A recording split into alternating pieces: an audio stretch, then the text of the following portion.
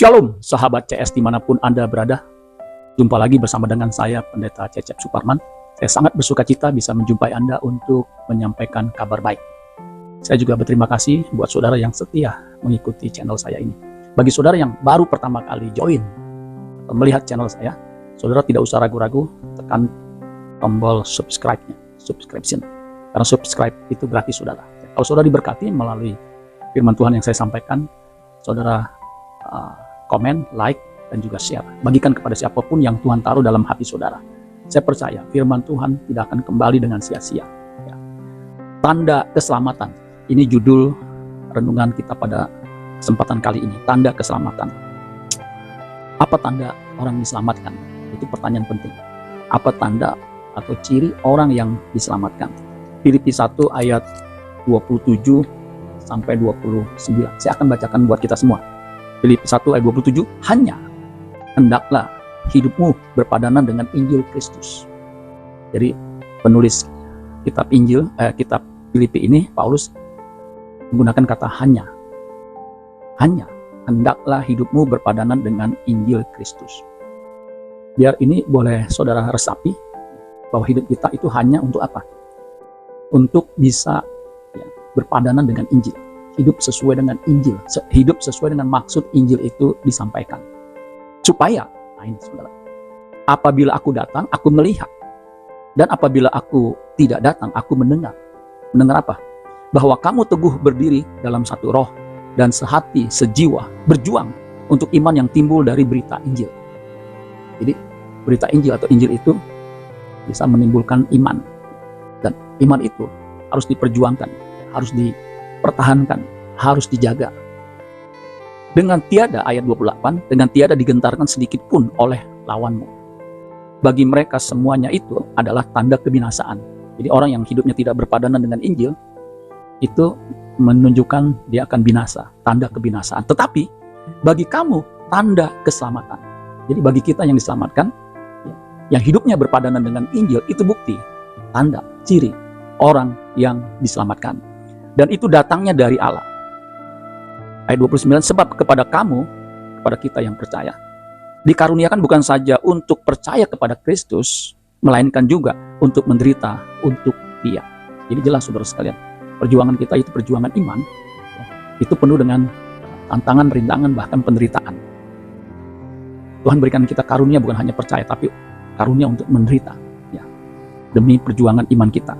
Jadi dari sini kita bisa simpulkan saudara, ya, ciri tanda orang yang diselamatkan, hidupnya berpadanan dengan Injil, hidupnya sesuai dengan Injil, sesuai dengan maksud Injil itu disampaikan. Injil itu ada kabar baik tentang Yesus Kristus.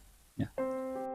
Di terjemahan firman Allah yang hidup untuk ayat 28 dikatakan begini, tanpa mengenal takut apapun yang akan dilakukan musuh saudara, mereka akan melihat bahwa inilah tanda kegagalan mereka. Jadi kalau mengaku percaya Yesus tetapi tidak hidup sesuai dengan Injil yang diajarkan Kristus, atau hidupnya tidak seperti Kristus, itu gagal saudara. Itu tanda kegagalan. Tetapi bagi saudara akan merupakan tanda yang nyata dari Allah. Jadi tanda orang diselamatkan, ya, hidupnya seperti Kristus, berpadanan dengan Injil, itu tanda yang nyata, ya, yang dari Allah, bahwa kita itu diselamatkan. Bahwa Ia menyertai saudara dan telah memberi hidup kekal kepada saudara. Jadi ciri-ciri orang yang bakalan hidup di surga, hidup kekal, itu tandanya sudah bisa kita lihat saudara. Ya. Seperti tadi Paulus mengatakan, apabila aku datang, aku melihat. Jadi ada perubahan. Ya. Apabila aku tidak datang, aku mendengar.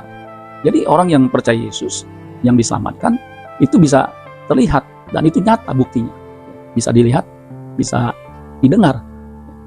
Sesuatu yang nyata itu, walaupun mungkin tidak dilihat, tapi bisa kita rasakan. Ya, itu nyata saudara.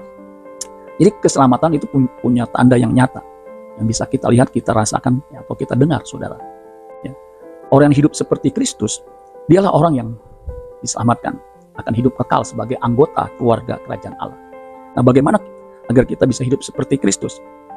Ketika orang mau dimuridkan, ya, menjadi seperti Kristus, dimuridkan, diajar untuk hidup sesuai dengan Injil, sesuai dengan amanat agung, pergilah, jadikanlah semua bangsa muridku.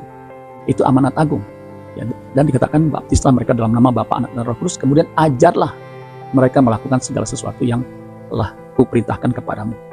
Jadi saudara sekalian, orang yang diselamatkan itu sesungguhnya itu dikembalikan kepada rancangan Allah semula, yaitu manusia yang segambar dan serupa dengan Dia. Artinya segambar dan serupa itu memiliki pikiran, perasaan seperti yang Allah kehendaki.